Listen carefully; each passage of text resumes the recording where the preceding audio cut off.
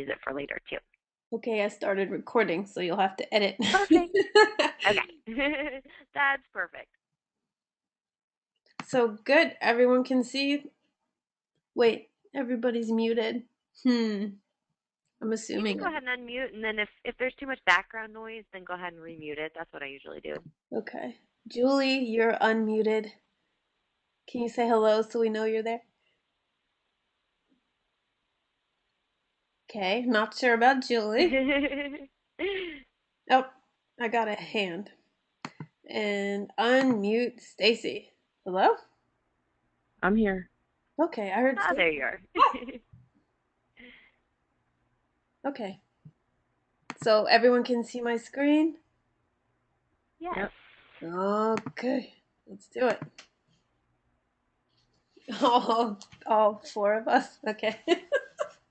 That's okay because we're going to record it because I know that it's kind of hard sometimes on Tuesday nights for people to jump on, and it's pretty amazing how many people come back and listen to them later or watch them later. So, yeah, so we'll get started. So this is April, and she's going to give us a discussion about GMOs because up until, I guess, about a year ago, I really didn't know what they were, and I think a lot of people are in that same boat. So I can't wait to hear this. Oh, yes, this was like, I mean, I know a lot about GMOs, but I've spent like about 20 hours just combing information so I could make something clear. Because when I talk to people, I feel like they're just maybe uh, just confused about, well, where is it? And like, I think people have an idea of what it is. I think maybe they're confused about how prevalent it is. So it was just incredible. I was even crying today preparing it because I started reading about napalm and like looking at pictures. Anyway, so I'm Oh, gonna wow. be as clear as I can. I think just say if you have questions, or we can do it at the end. Um, and sometimes I'm gonna just read direct quotes, and at one point I'm going to jump off of my slideshow and show you a 10-minute video. So I hope that fits in. And near the end, I'm also gonna, or somewhere in the middle, I'm going to read right off of a website to you quickly, or just show it to you quickly. There's just so much information. But anyway, okay, so start at the beginning. What is genetically modified food? And I want to clearly establish that genetic engineering of food, it's not the same as selective breeding. Selective breeding, it's that process of breeding together specific plants or animals in order to achieve your specific desired traits. And selective breeding, it's a process that's led to things like you see hundreds of different dog breeds. That all, now I'm pulling this off the top of my head, but I think all dogs come from wolves, or wild dogs, but they over time have just bred and bred down the traits that they want to get all the different dogs you see today, little ones, big ones. And crossbreeding certain plants has led to things like the pluot, or the plum and the apricot, and the rainbow colored cauliflower. And I even read that in the 17th century, most of the carrots that they ate in Europe, they were white, yellow, and purple. Now we buy them and it's a novelty rainbow carrots, but apparently that was the original carrot. And the orange pigment was added by Dutch plant breeders because they were looking for a way to celebrate the royal family of Holland. Farmers and animal breeders, they select from populations with desired traits, and they continue to breed and select until that trait arrives. This process, though it also may have some of its problems, it also has a lot of benefits. Like the orange cauliflower has 25 times the beta carotene of regular cauliflower, and I think most of us know beta carotene is an amazing nutrient that we need. That's vitamin A. And now I'm just going off track here, but beta carotene, very important for your immunity. And also, a lot of studies are finding it's important for your longevity. Like, you want to live a long life, a lot of vitamin A, not synthetic vitamin A, like just eat a lot of carrot juice, drink a lot of carrot juice.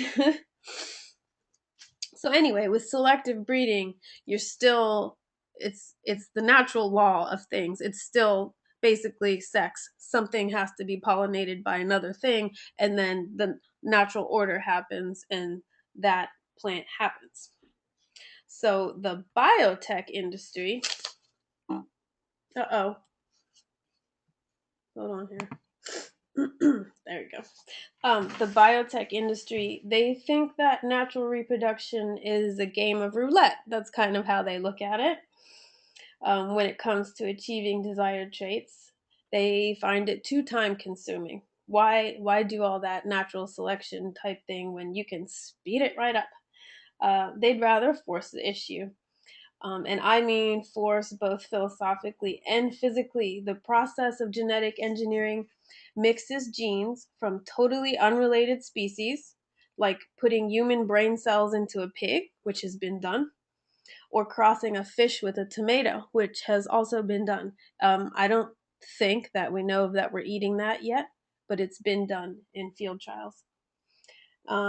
Potatoes have been developed that glow in the dark when they need to be watered. And it really boggles my mind. Have farmers been failing to water their potatoes for thousands of years? I don't think so. There have already been field trials in which they've injected human genes into corn, rice, and sugarcane. I find that frightening. I don't know anybody that actually wants to consume corn with human genes in it. But the Monsanto people seem to think that's okay. This, to me, this starts to beg the question of what is cannibalism, and if we're to eat food containing human cells, what would we become? Like, what's the outcome of that? We know what happens to cows that are fed cow meat. They have mad cow disease. That's where mad cow disease came from. Um, Remnants of leftover cows from cow processing is put back into their feed, and then these poor cows have to eat them other cows, and they developed mad cow disease. And if they're going to start selling food engineered with human genes to us, I don't know what that would mean for us. Maybe we're going to have a super mad human disease. Maybe we already have one. There's heightened rates of ADD and autism. Everyone can see that for themselves. This hasn't been a normal part of things, that all these things are on the rise. A lot of shootings, never seen that before. Food allergies, infertility rates, all these phenomena that we're seeing now, like that's just normal part of the day. In genetically modified organisms, the DNA structure, the very basic coding for our cells, has been altered in a way that does not occur naturally. It would never occur naturally. The very DNA structure of a plant is broken, and it's forcibly injected with cells carrying the desired traits. But they usually need a carrier or a mule, as they call it. And this is often, in the case of the food that they grow, it's often a bacteria or a virus. So a bit of bacteria or virus is used to carry the gene that they want onto the DNA. So they're taking a corn cell and infecting it with a virus, because the virus will grow in that corn cell and mutate it into having the new trait that they want. So you're basically taking your food and giving each cell a tumor. In the case of genetically engineered food crops, they've been using something called the cauliflower mosaic virus. They've actually compared that virus to the human immunodeficiency virus, HIV.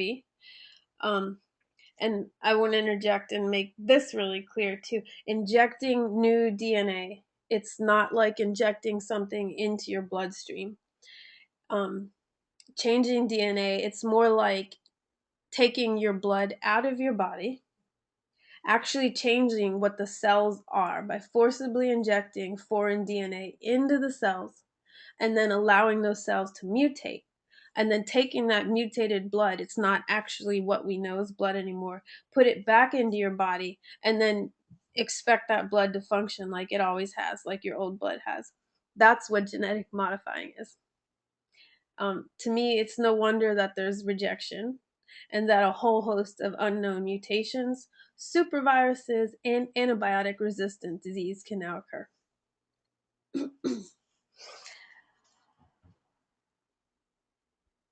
And I keep talking about Monsanto. I'm just assuming people have heard of Monsanto, but if you haven't, they are a huge agricultural biotech company.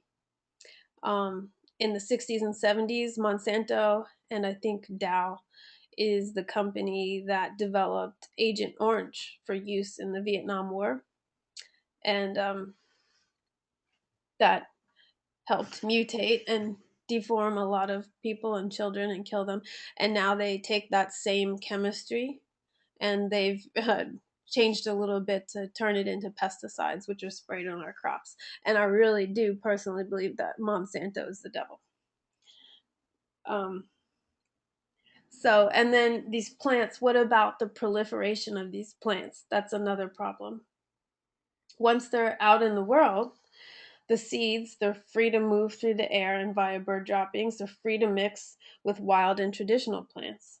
So the genetically modified plants, they can't be recalled. They can't be undone. Once they're out there, they're free to spread and breed with other plants, like forever mutated. And I don't know if you've heard of this farmer. This is a famous case, but it's not the only case, of course. The farmer, this man on the screen, his name is Percy Schmeiser. He was sued by Monsanto. I think this happened in the 90s because his canola crops became contaminated with the genetically modified seed. GMO seed was being planted by some nearby farmers for, like, I think the first time, or it was new. And the GMO canola mixed with his heirloom canola, which he had been growing for generations. The farmer, Percy Schmeiser, he didn't even want their GMO seeds. So he called Monsanto to ask them what to do about it. And not only did they encourage him to purchase their chemicals to kill off his own plants, because with their, Roundup and whatever, if he sprayed, anything that died would have been his plants, and anything that lived was their plants.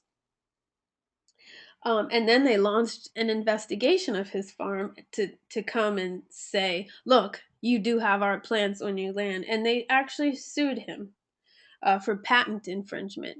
They have a patent on their seed. And since he had their seed growing on his land, regardless of the fact that he didn't want it, they took him to court and they sued. And the most disgusting part is, like I said, I had a crazy judge that day, as at that point they won against the small farmer and really wrecked his life. It's outrageous. And they continue to sue and harass small farmers who unwittingly have this genetically modified seed on their land. The farmers don't want it. They didn't try to get it. If it spills on their land and grows, and Monsanto finds this, they can sue them because they have a patent on the seed. There's a lot of films out there that you can watch on Percy Schmeiser, organicconsumers.org, and there's actually a percyschmeiser.com where you can get the DVD about him. And right now I just want to I'm going to show you a quick film because it's just an introduction to a film. It's the first 10 minutes, and I think it'll give us a good kind of quick history of how we got here. So let me jump out of here real quick, and I'm going to play this for you. It's only 10 minutes.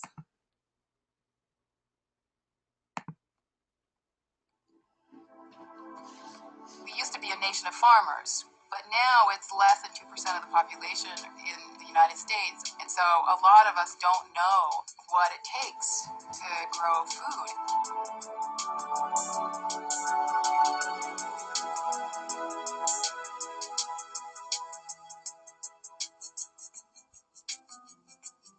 Over 12,000 years ago, people began planting and saving seed. Agriculture flowered, and civilizations were born. In China, thousands of varieties of rice were grown. Over 5,000 kinds of potatoes were cultivated worldwide. In the US alone, more than 7,000 varieties of apples were grown in the 19th century. In the 20th century, the face of farming underwent a radical change. The manufacture of nitrogen-based bombs during World War I led to the development of nitrogen-based chemical fertilizers.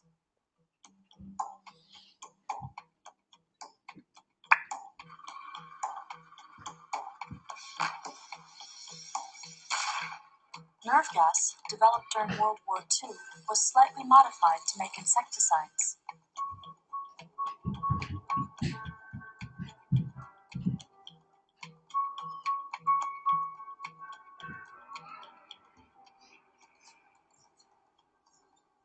DDT was the hero of its generation.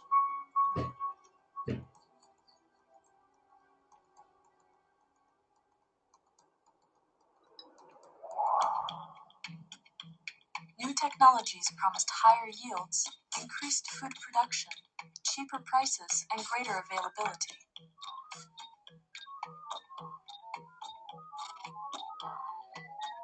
By the mid-20th century, these technologies, along with new developments in plant breeding, led to the Green Revolution. I think the people who first imagined the Green Revolution had good hearts. Lots of people are starving around the planet. That's long been the case in human civilization. Their thinking was if we could just systematize agriculture like we did industry in the 1800s and bring it worldwide, bring one system that works, we can solve the problems that people have long had with agriculture.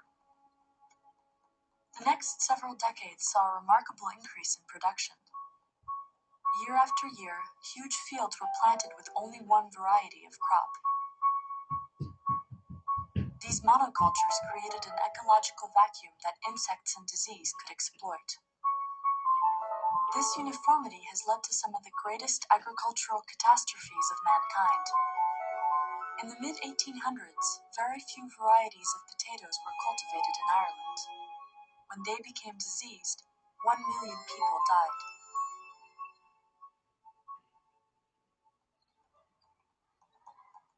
When the same potato blight attacked Peru, they suffered fewer consequences.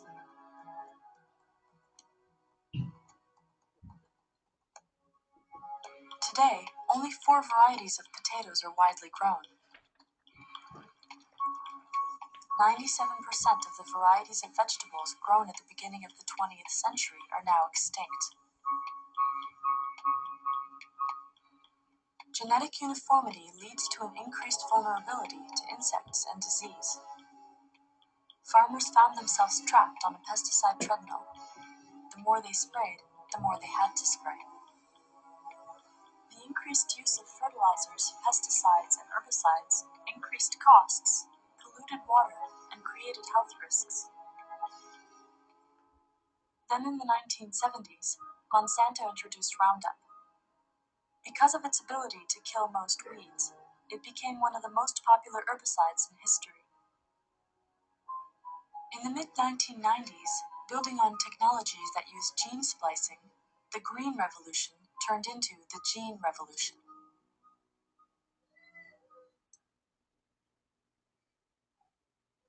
Capitalizing on the new technology, Monsanto genetically modified its seeds to be Roundup ready.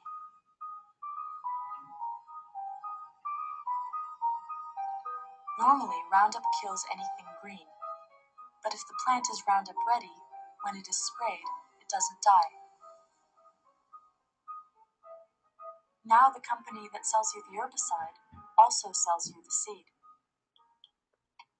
A generation ago, farmers would seed a crop and use a herbicide when necessary, but often they wouldn't need to use a herbicide. And today you have a crop that, right when it goes in the ground, is designed to be sprayed. With Monsanto's BT corn, the corn itself is registered as an insecticide. This is because every cell has been engineered to manufacture BT, a natural bacterial toxin. If a corn borer eats any part of the plant, it will die. And now that we have genetic engineering, we're not just putting chemicals in this food, we're actually industrializing the food at the genetic cellular level.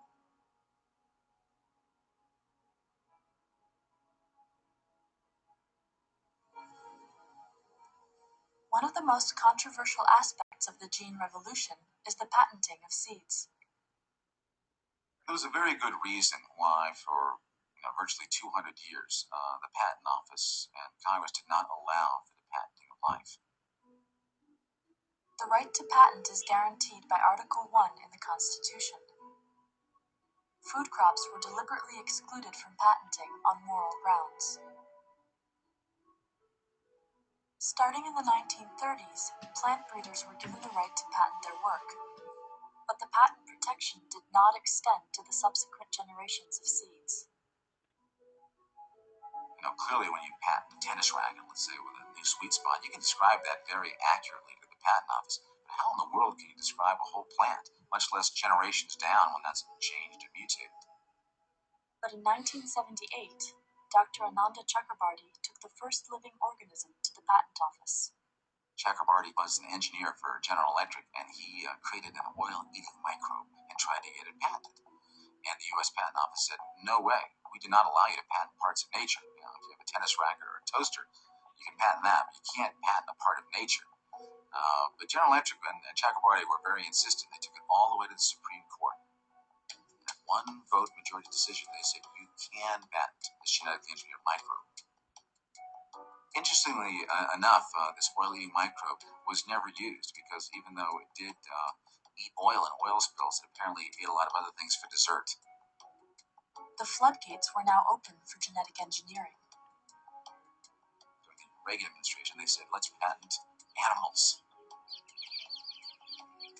And then human genes and human body parts. I think what the companies would like to say is, we are patenting the gene. And wherever that gene goes, we own anything that we put it in. If it goes into a plant, we own the plant. If it goes to an animal, we own the animal.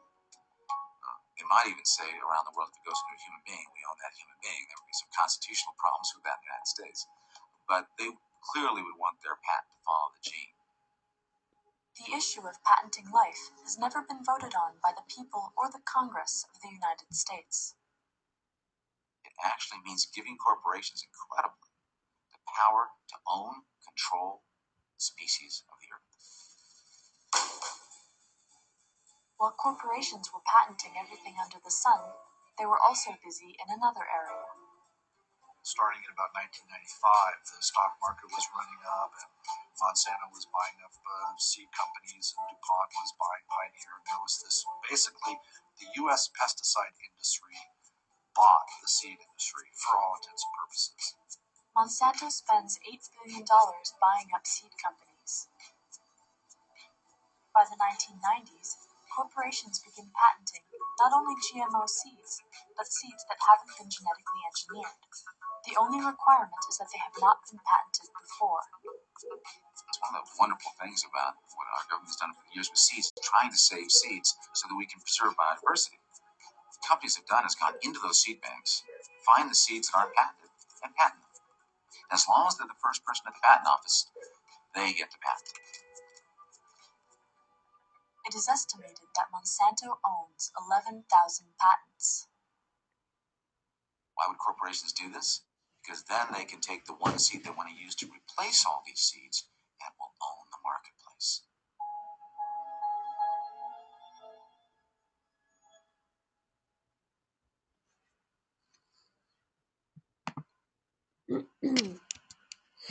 Pretty scary.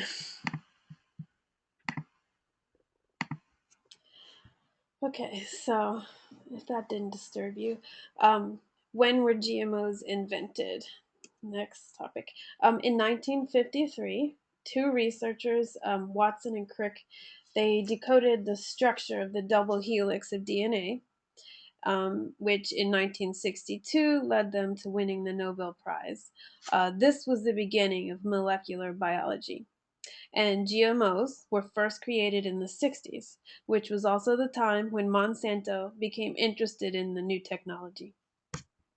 In 1972, a scientist named Berg managed to combine two pieces of DNA from different species, and then began the new era where the species barrier was no longer there. So this was starting in the 50s and the 60s, and then started taking off in the 70s. the research really began to take off, and there was a great boom in the creation of biotech companies. And 2 decades later, in the 90s, genetically altered food was brought to market. And this is a quote from Susan Wright, who is a sociologist. The dawn of genetic engineering coincided with the emergence of a new ethic, one profoundly shaped by commerce. So, companies here. And why? The next question is, why do big food companies want to use GMOs? The film explained that a little bit. It kind of dates back to the famine, and people were looking for ways to make more food. And then we had this sort of evolution of industrialized agriculture, and that has kind of led us to where we are now. Um,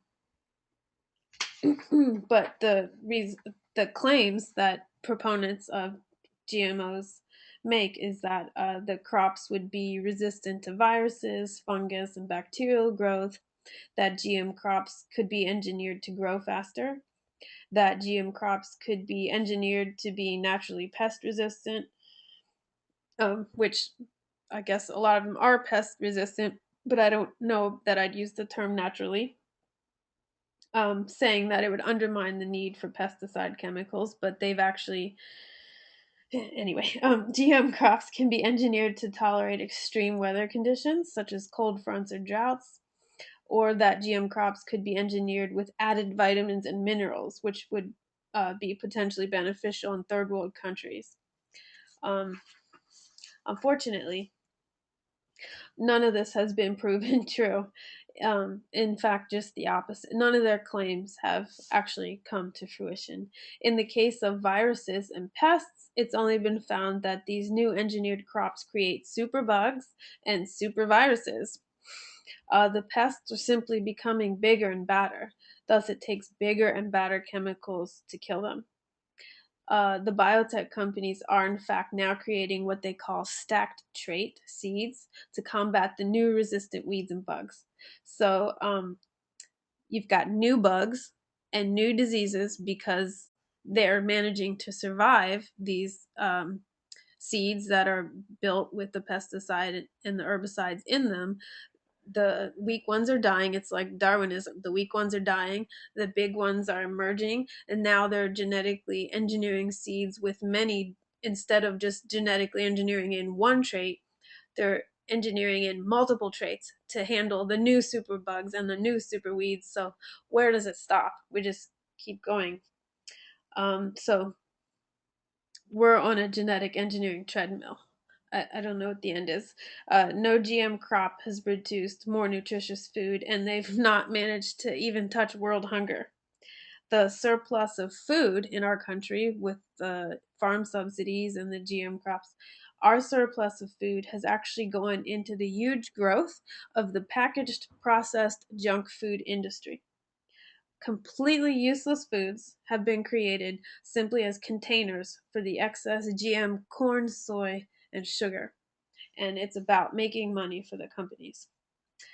This is a great example of a useless food, or I don't even call it food, but they see millions in sales, and it's marketed as a healthy lunch for your children, the Lunchable.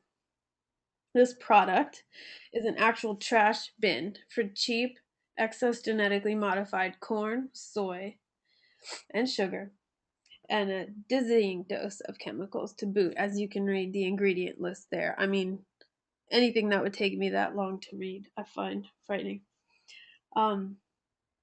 And it only boasts 1 gram of fiber in the whole darn package there. And this particular example, which I took off a guy's blog who was writing about his daughter's school lunches, mess with your mouth, turkey and American stackers. I was reading the ingredients for just the turkey. The turkey alone has 14 ingredients. And maybe people want to call me a radical, but I think the ingredient list for turkey should say turkey, not have 14 chemicals and what cornstarch. They literally just find ways to dump all these GMO products right in there. If I had to choose between feeding this to my child for lunch or nothing, I would go with nothing. I think that would be healthier. And I'm not coming from the angle of people who struggle to feed their children and childhood hunger. That's a different topic. I wouldn't be saying that in a situation like that. But knowing my child has breakfast and dinner, if I were out and someone said this is all the only option for your child to eat for lunch, I'd say he can be hungry for the rest of the day. I wouldn't let Wait, him. I have a quick question here. Yeah, Sorry sure. to interrupt. Sure.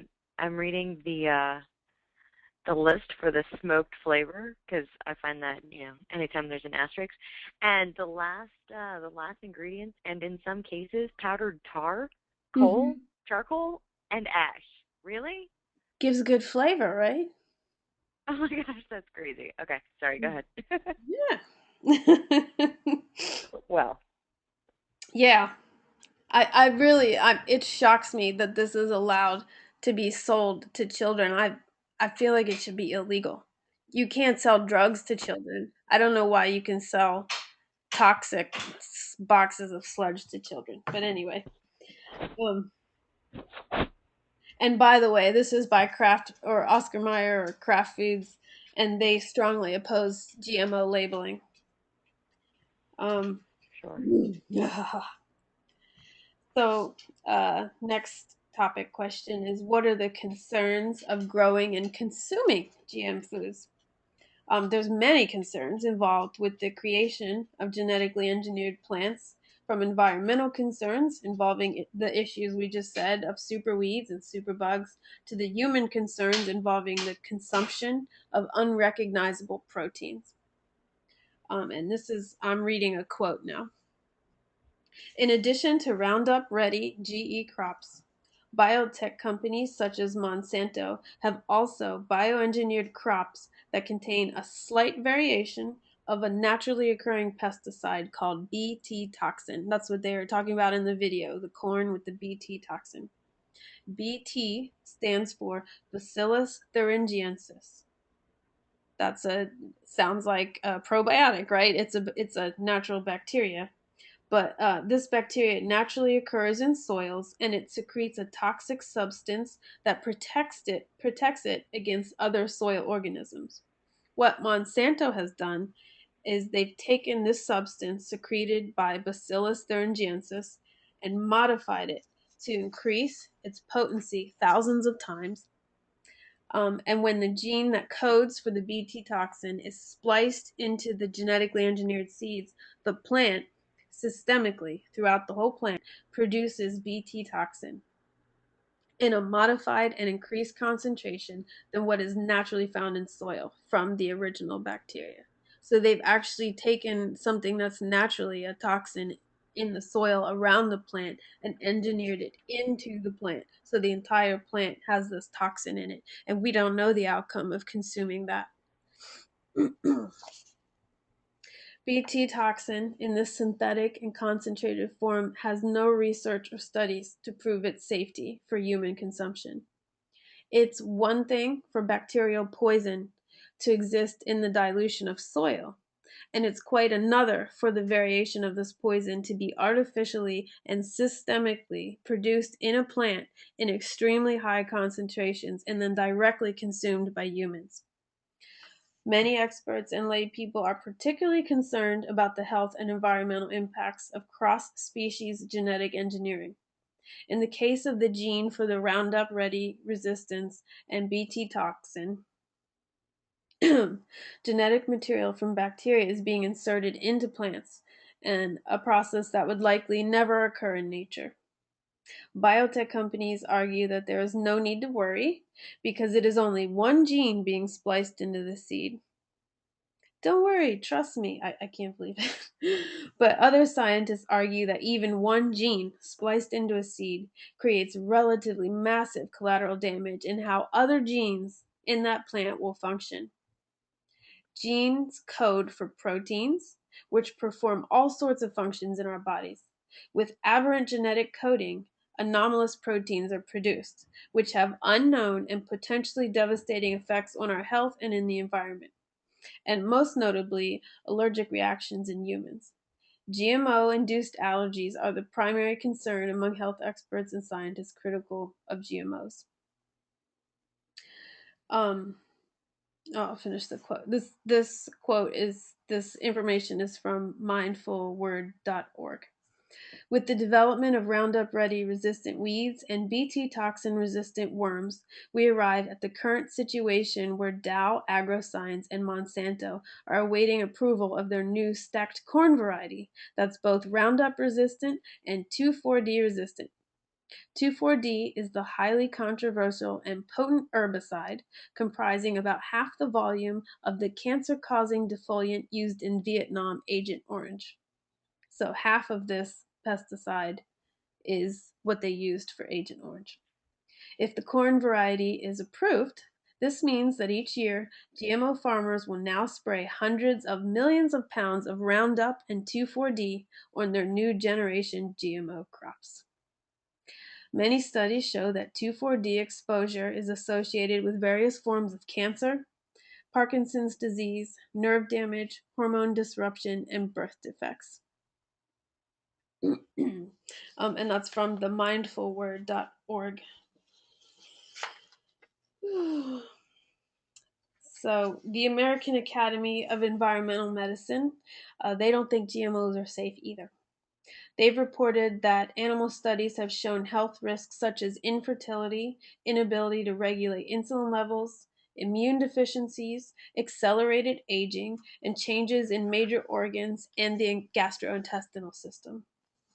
One of the biggest concerns is that GM foods can create symptoms that are difficult to detect or relate to their source, such as allergies, new diseases, and nutritional deficiencies. And this is an aside, and I can't remember exactly what I was reading, but this is the biggest. This is one of the biggest hurdles in getting, I guess, the powers that be to understand the effects of genetic engineering. There aren't a huge amount of trials and research. There is some, and these companies work hard not to publish it. But the problem is there's no. I'm really forgetting the wording here. When a disease is identified, I mean, if a lot of people keep showing up at the hospital with 3 specific symptoms and they can trace back that all these people were in the same country and they consumed the same food, well, that's a way for them to track, okay, we've got a new disease here and it's from this and it causes this. With genetic engineering, the symptoms present so randomly, and they're not able to like, lots of people go to the hospital for different things, all things, cancer, food allergies, Parkinson, everything we just said, people go to the hospital for. So there's no way to track, to say, what have you eaten. People have eaten all kinds of things. They don't have the right map to say genetic engineering is causing this. But I would say, So go ahead. to track the anomalies, is that what it is? Yeah, there's an actual term for like how they like can discover, like, like an epidemic or something breaking out Okay. like that. But if one person goes to the hospital and they have cancer, and another person's going because they have skin allergies, and another person's going because all of a sudden they have a food allergy, that's not clear enough set of symptoms to say, oh, it's from GM food. They're not able to track it. But I think when you look at what GM food is, and if you just think about it and think about what that would mean to consume it, I think it's easy. And if you look at the rise in food allergies, the last lecture we did, I mentioned that um, genetically engineered food hit the marketplace in the early 90s, and within 1 year, food allergies doubled. To me, that seems like a no-brainer. And Yeah. just this past Sunday, I was with my family, and my sister-in-law was telling me this crazy story. She's in the car, and all of a sudden her eyeballs started swelling up and swelling shut, and her throat started closing, and she didn't know what to do, and she had to go to the hospital. She was having like anaphylaxis. And I said, oh, what did you eat? She's like, I don't know. I didn't eat anything I didn't normally eat. And in my mind, and this wasn't a conversation I could have with this specific person, but in my mind, I was like, GMOs. Like, people are eating this crap daily, all day, every day, and it creates proteins. The things that we're allergic to in foods are proteins. If you have a peanut allergy, you're allergic to a certain protein in a peanut. If you have a milk allergy, you're usually allergic to milk proteins. When you genetically modify a food, you're changing the protein structures in the food. And when you consume it, your body goes, what the heck is that? And one of the first things your body does is react with allergic symptoms. But I don't think people are aware of how prevalent GM food is. Genetically modified food is in 80% of the food that's out there right now. So you can rest assured, if you're not diligently eating organic and cooking your own food, you can rest assured you're eating GM foods every day, especially if you're eating out and you don't have control over what you're eating. It's frightening. Oh my, I was just gonna, that reminded me of something else. No, I forget. Sorry. That's okay. So scientific findings have shown that, and these are just some of the studies that have been done. Thousands of sheep, buffalo, and goats in India died after grazing on Bt cotton plants. Mice eating GM corn for the long term had fewer and smaller babies. More than half the babies of mother rats fed genetically modified soy died within 3 weeks and were smaller. Testicle cells of mice and rats on a GM soy changed significantly. By the third generation, most GM soy fed hamsters lost the ability to have babies. And that's, to me, a no brainer, considering we're seeing an amazing surge of infertility. I mean, since when has everyone been so infertile? It's usually been all about, like, how do you not get pregnant? And now all I hear about is, how do you get pregnant? People are trying. Rodents fed GM corn and soy showed immune system responses and signs of toxicity. Cooked GM soy contains as much as 7 times the amount of a known soy allergen. Soy allergies skyrocketed by 50% in the UK soon after GM soy was introduced. 50%.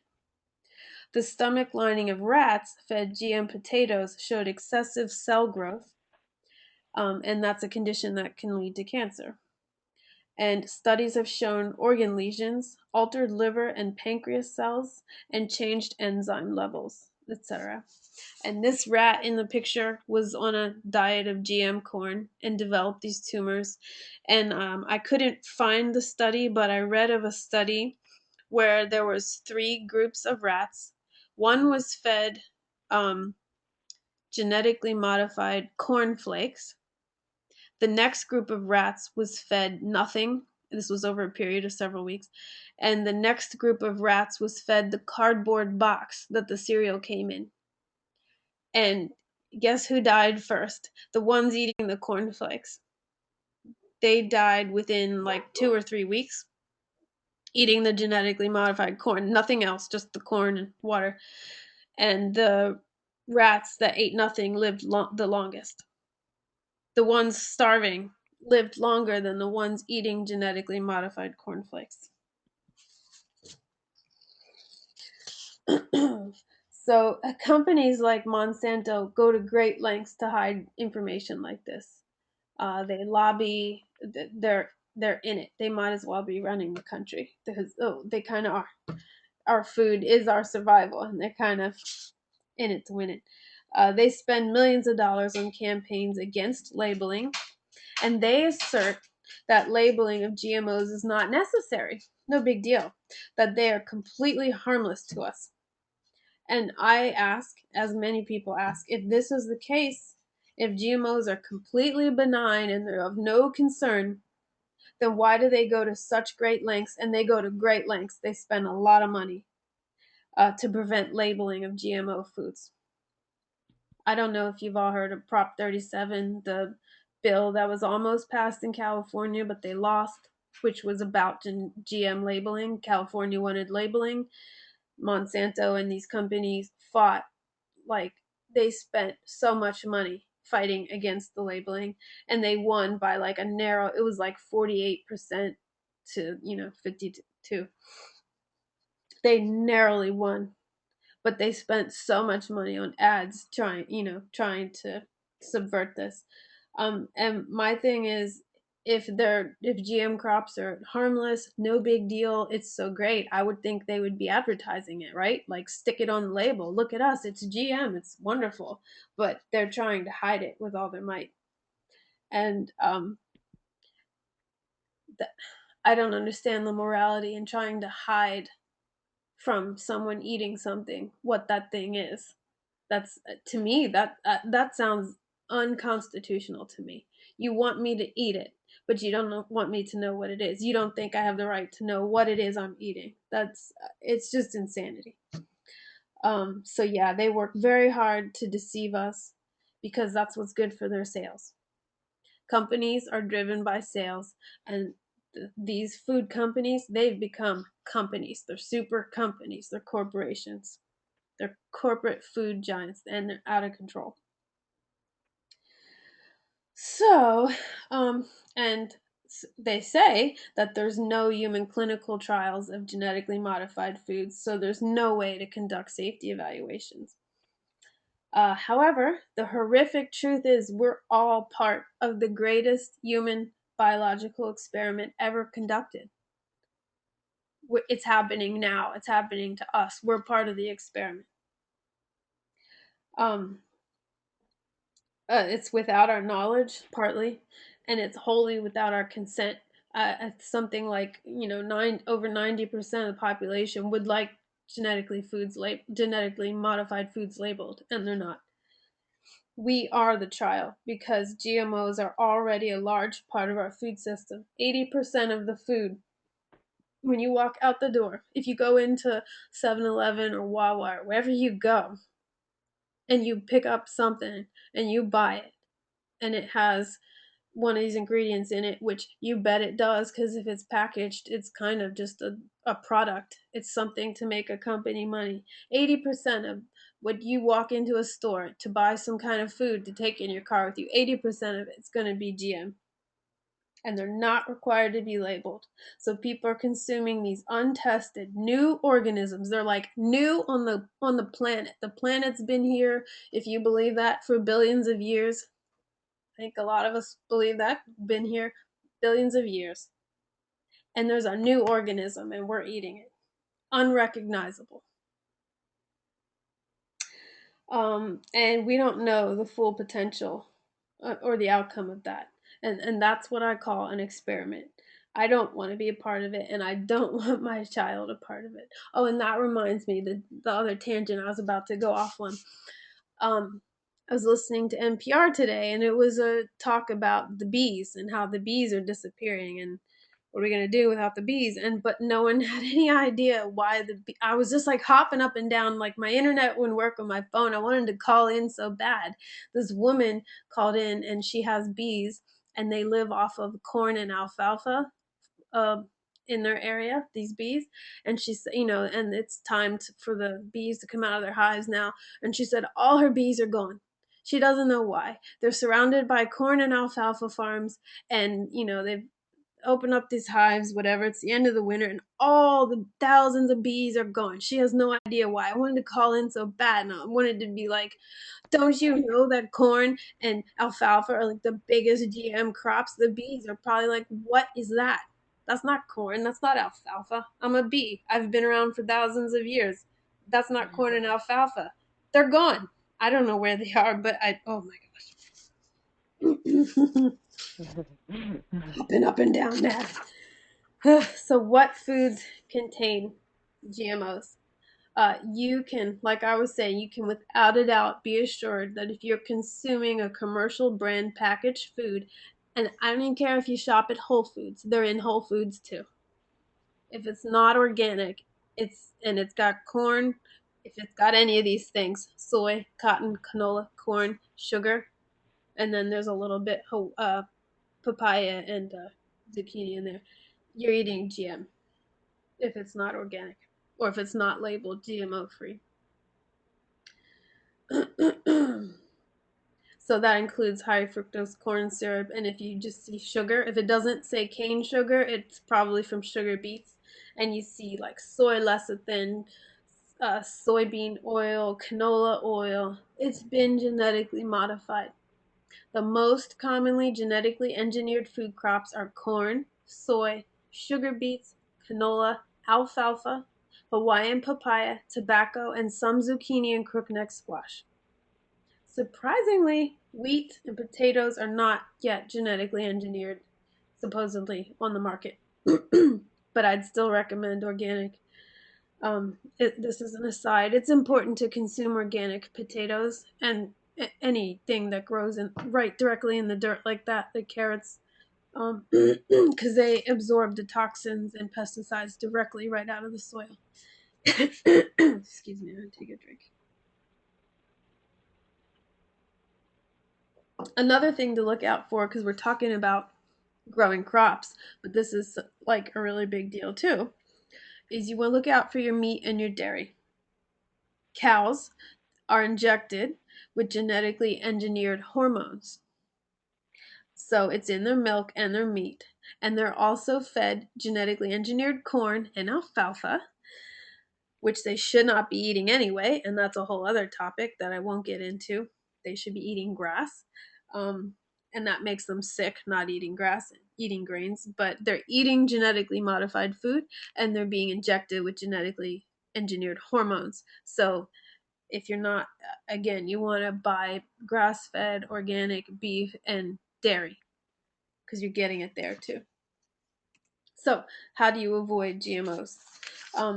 There's, as we've said, there's numerous health reasons to avoid packaged and processed foods. And right now, I think the biggest one is in avoiding genetically modified organisms. Aside from avoiding packaged processed foods, choosing organic foods is another assurance. Anything organic is not allowed to have GMO in it. So be an organic crusader, and that's better for the earth too. Organic labeling laws do not allow the use of GMOs, so if your food is labeled organic, it's GMO free. You can also look for this new symbol, the one in the bottom right, GMO verified label on your food. It's a whole, they're like going around and letting you know that even if it isn't organic, it's verified by them. There's no GMOs in it. And that's a great website, nongmoproject.org. Check them out. There's also a new grassroots alternative to the certified organic label.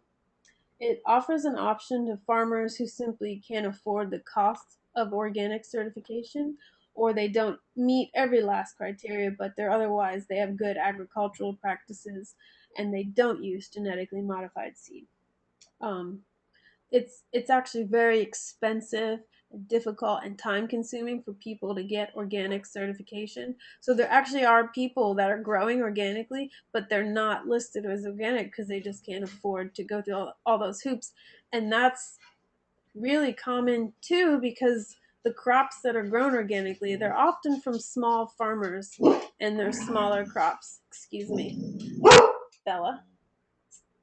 I'm glad that's going to be in your recording. That's my dog. No worries. Yeah, so smaller farmers have a harder time jumping through the organic certification hoops, but it doesn't necessarily mean they're not a responsible farm. So now they've created this new title, Certified Naturally Grown. I haven't seen anything yet. I just learned about it. But I thought, this is great, though. I'm glad you brought it up because we see a lot in labeling where it just says natural or naturally or whatever, but that doesn't necessarily mean anything. But I like that this certification actually does. So I'm glad you found this. Thank you. Yeah. And I actually found an instructional on how to avoid GMOs at WikiHow. It's www.wikihow.com/avoid genetically modified foods. So www.wikihow.com/avoid genetically modified foods, and it's like this whole It's cute. Instructional on avoiding GMOs. And last question, how do I get involved? The most immediate way to fight against the use of GMOs, as well as to avoid eating them, is to fight with your dollars. Don't buy it. Don't buy it. It's hard. It takes energy. It takes your brain power. Don't buy it. No excuses. I'm an army brat. There's no excuse. Encourage everyone you know not to buy it. Buy organic or verified GMO-free foods. Start cooking at home. Talk to people. Tell your favorite restaurants that, hey, I enjoy your food, but I'm not going to be able to eat here anymore unless you stop serving GMOs. If everyone said that to let's say, the restaurant down the street, if like almost every one of their customers said, I'm not going to eat here because you serve GMOs, they would change. They would change it because they want to stay open. So the more talking you can do, the better. Read more. Keep reading about what's going on with labeling laws and what anti-GMO groups are doing. Read your labels.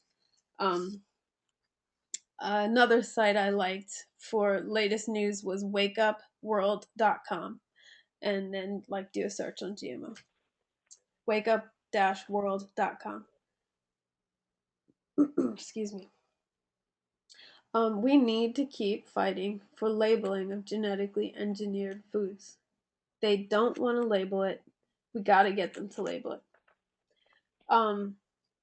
And you can get involved. It doesn't have to be crazy, but you can read about the latest, political things that are going on. The latest thing happening is in Washington State. The Prop 37 in California was lost, but now there's a new initiative. It's called I-522. I'm just going to read what they wrote about it really quickly. This is from Dr. Mercola's website, MERCOLA, like cola. Dr. Mercola, he has a website and he writes a lot of useful articles. So, quote, while California Prop 37 failed to pass in November by a very narrow margin, the fight for GMO labeling is far from over. The field of play has now moved to the state of Washington, where the People's Initiative 522, the People's Right to Know Genetically Engineered Food Act, will require food sold in retail outlets to be labeled if it contains genetically engineered ingredients. As stated on labelitwashington.org, calorie and nutritional information were not always required on food labels, but since 1990, it's been required and most consumers use this information every day. Country of origin labeling wasn't required until 2002. The trans fat content of foods didn't have to be labeled until 2006. Now, all of these labeling requirements are accepted as important for consumers. The Food and Drug Administration also says we must know with labeling if our orange juice is from fresh oranges or frozen concentrate. Doesn't it make sense that genetically engineered foods containing experimental viral, bacterial, insect, plant, or animal genes should be labeled too? Yes. Genetically engineered foods do not have to be tested for safety before entering the market. No long-term human feeding studies have been done. The research, let me interject and say, I think it was Japan. I remember hearing this. There was some country that it was up for discussion in the government if whether or not they should use genetically modified food crops, and the people said, "Let's just watch what happens to the children in the United States for 10 years, and then we'll decide." We're the experiment. We are the experiment. So where was I? The research we have is raising serious questions about the impact to human health and the environment. I-522 provides the transparency people deserve. I-522 will not raise costs to consumers or food producers. It simply would add more information to food labels, which manufacturers change routinely anyway, all the time. I-522 does not impose any significant cost on our state, that's the state of Washington. It does not require the state to conduct label surveillance or to initiate or pursue enforcement. The state may choose to do so as a policy choice, but I-522 was written to avoid raising costs to the state or consumer. So that's I-522. It's happening in Washington, and I try to keep reading about what's going on with it and like sign any petition I can sign. And they have sites where you can like donate to their cause because Monsanto is fighting them. They will try to bring them down. They're hoping they can win this one because the one in California was so close, but it came down to money. You know, grassroots organizations don't have as much money as Monsanto does.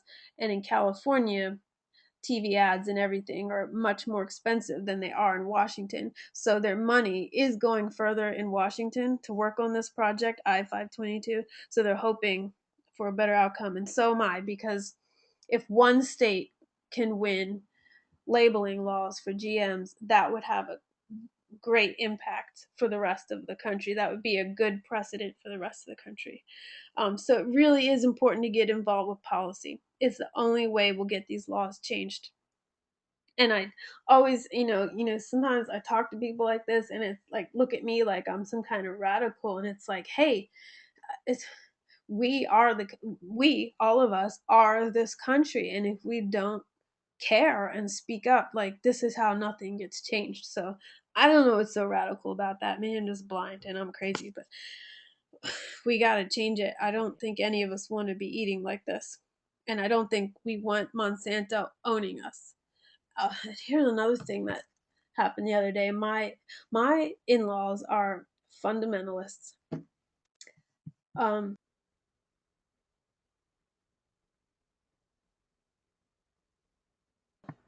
I hit record. Looks like it's recording All right. again. Okay. So Yep. anyway, I was talking about my family. This hit me the other day. They were watching this movie called The Book of Eli. They're very into this. They're fundamentalist Christian. And this movie is, I didn't see, I saw like 5 minutes of it, but this movie was about there's no Bibles left in the world except one. And these people, I don't know, I guess they're like killing to get a hold of this Bible because if they have the Bible, then they control the population. And I thought, that movie's not far off from what's happening with Monsanto buying up all the seed patents. Who controls the food controls the population, and Monsanto is like well on their way to controlling our food. That scares me. So this, and you don't have to get crazy political. Maybe you can just talk wherever you go if you feel like it.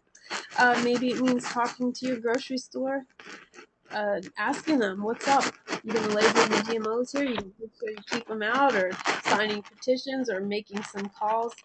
It doesn't have to be over the top. We just have to get heard. And this, yeah, this this has been happening right now. It's really controversial thing happening. It's been unfolding as I've actually been working on this presentation, so it's a little hard for me to keep up with what's going on. So I'm just gonna read an article that sums up what's happened. It's pretty quick. This comes from IB Times. The Monsanto Protection Act. This is something that's just slid past Congress. I was watching it as we were like signing petitions and stuff trying to stop it, and then it's like boom, it passed. I can't believe it. So I'm reading from ibtimes.com. The Monsanto Protection Act is the name opponents of the farmer assurance provision have given to this terrifying piece of policy, and it's a fitting moniker given its shocking content. President Barack Obama signed a spending bill, H.R. 933, and I just want to make an aside here. I am an Obama supporter, so take me with a grain of salt if you're not, but I really hesitate to just blindly blame Obama for this because, first of all, Monsanto got to where they are long before he was in the presidency. I won't say anything about anyone else's presidency, but these things are designed to slide right past him because it's written in with a bunch of other things that need to be signed. So it's not a somebody's doggy. Hi.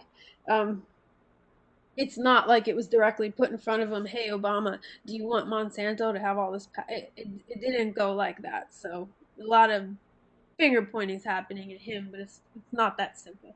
Anyway, Obama signed a spending bill, H.R. 933, into law on Tuesday that includes language that has food and consumer advocates and organic farmers up in arms over their contention that the so-called Monsanto Protection Act is a giveaway to corporations that was passed under the cover of darkness.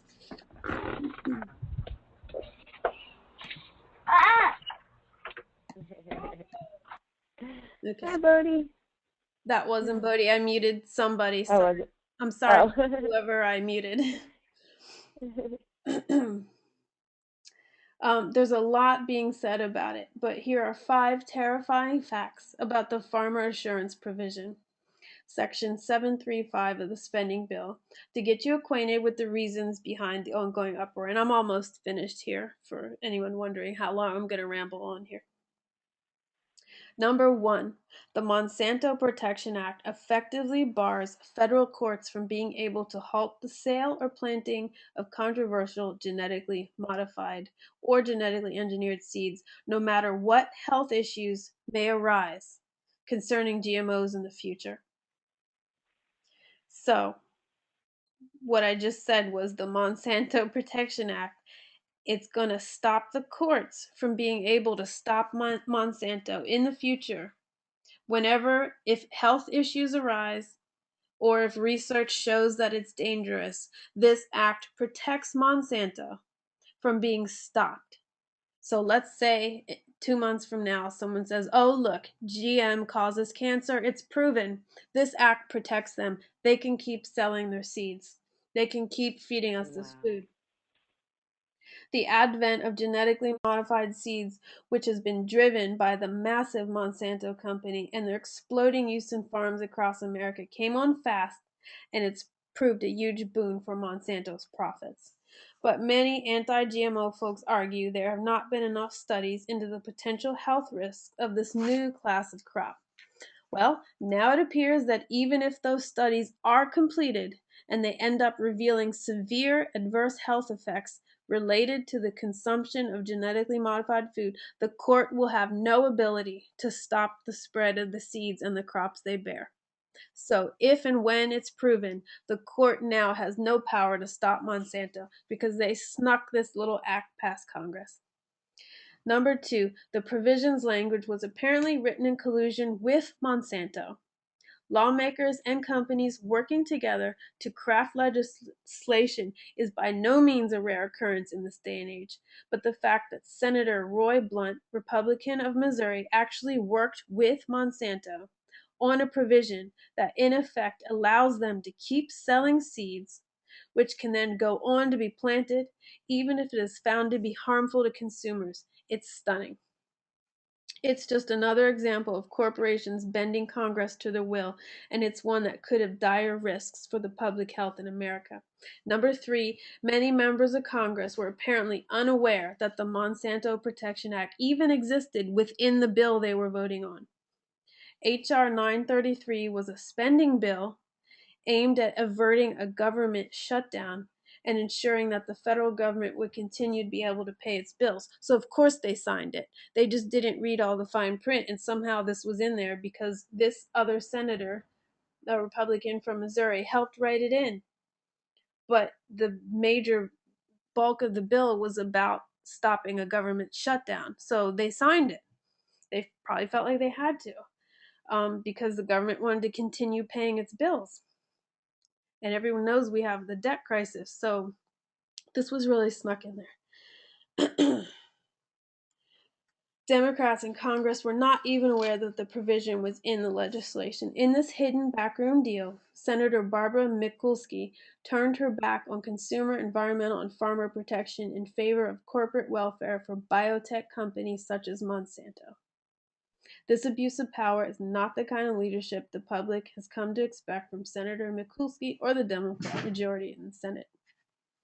Number 4, the president did nothing to stop it.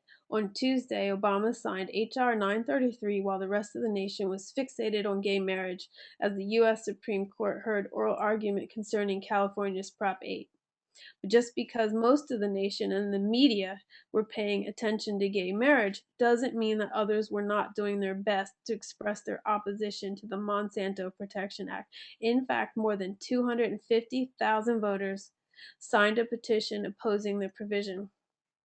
And Food Democracy Now! Protesters, and that's a great website, Food Democracy Now! Protesters even took their fight straight to Obama, protesting in front of the White House against Section 735 of the bill, but it got signed anyway. And number 5, it sets a terrible precedent. Though it will only remain in effect for 6 months until the government finds another way to fund its operations, the message it sends is that corporations can get around consumer safety protections if they get Congress on their side. Furthermore, it sets a precedent that suggests that court challenges are a privilege and not a right. So, all very scary. Look into that. That's what's going on. So, to sum it up, if you understand what a GMO is, you can see for yourself that it's not a good thing. The research that is out there is not good. Oh, I wanted to put this website up for you. This website right here was about techniques. Just let you look at it in the background. Instead of I didn't want to get all sciencey on you, so that was a good synopsis there. So the research that's out there, it's not good. Other countries, they've completely banned the use of GMOs, or they have strict labeling laws. So why it's not good for other countries, why is it good for us? We need to all do our part to get the government to pay attention to the serious situation. Signing petitions and writing letters is great, and it is something you can do. But the greatest and most impactful thing you can do is really simple. Don't buy GMOs. If the market demand were not there, they wouldn't make them. If we wouldn't eat it, they couldn't make it anymore. But Americans are kind of blindly enabling the industry just by being blind and not knowing what you don't know and being aware of what you're consuming. We're enabling the industry. So, armed with a little knowledge and a bit of resignation, you can avoid GMOs. I'm not saying it's not hard, but maybe it needs to happen. Maybe hard needs to happen. Period. So you can cook at home. You can buy local and organic foods. Look for those verification labels on your food that it doesn't contain GMOs. And we just need to remember you really are what you eat. It's that simple. That's the end of my talk. Whew. Sorry that I went over one there.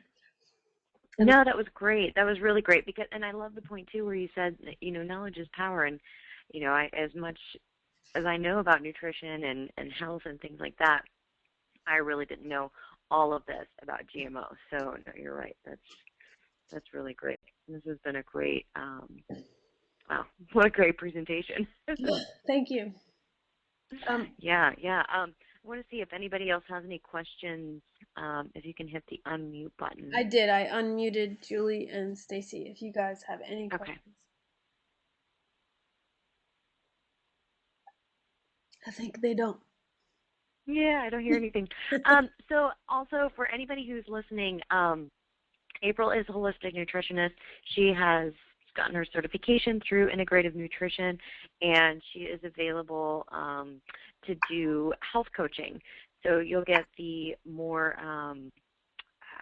in-depth coaching. I don't know if you want to explain a little bit about how your coaching style is, April, and for anybody who's in the SK Fit Life challenge and or membership, you see how much information you get from us.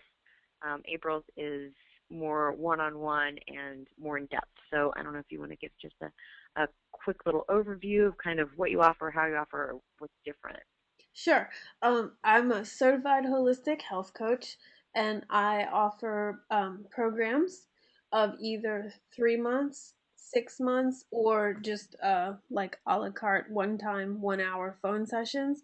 And people can work with me that want to change their habits to have better health, better overall health, but with a focus on better eating. I have a lot of training in healthy cooking, so I really can help with diet change and recipes and quick cooking. My big thing with cooking is people need it to not be hard. If people want to eat healthy, they need it to be fast and taste good and not be really hard in the kitchen. So I focus on that. And I work with people in the 3 or 6 month programs. We talk for 2 hours, for 1 hour twice a month session. Um, and we go over dietary habits and also life habits like spirituality and career and physical activity and things that they do that are making their holistically their life. And we work on setting goals and improving just the quality of that life and working towards goals if there's a weight loss goal or an eat healthy goal or goals they want to work towards like that. I help people step by step work through those. And I love too how you. I'm sorry. Go ahead. Oh, go ahead. No, I just love how because the way that I met April was she was in the challenge in the beginning of when I first started it, and I just love how people would post things like about cravings, and you just had this really great way of kind of pinpointing it and saying, oh, you're craving starches, are you having enough saturated fat, and to link all of that together. Those are the really in-depth things that I think are really amazing. Just how you could just listen to one scenario and come up with a bunch of different in-depth options like that. So that has been really great to watch you do that too. Oh, thank you. Well, luckily my brain works that way. That's part of my program too. I give people great handouts of information, so whatever I can't manage to say, I definitely give you lots of reading material, just so you're armed with knowledge. I feel like we make better choices if we have the background information. As you can see, like from my presentation here, I want everyone to understand where we started in the 20s with the depression and the famine and how we got to where we are today. So information, I give people a couple of books, and then they have access to all my other material. Yeah, that's great. Thank you so much. And I'll post you have your website, which is www.aprildawnreigart.com. And we'll post that, and then you can, so we'll post that information, and that's how they can get in touch with you. And then, if you are a member within the SK Fit Life Challenge or SK Fit Girls, April is a person in the group too. So if you need to reach out to her, you can tag her in a little message in there too. So thank you so much, April. That's great. You're welcome. I'm so excited that I can save this and let other people listen to it later too who couldn't quite make it tonight. So I hope you have a great night, and I'll talk to you again soon. All right. Thank you. Good night. All right. Thank you. Good night.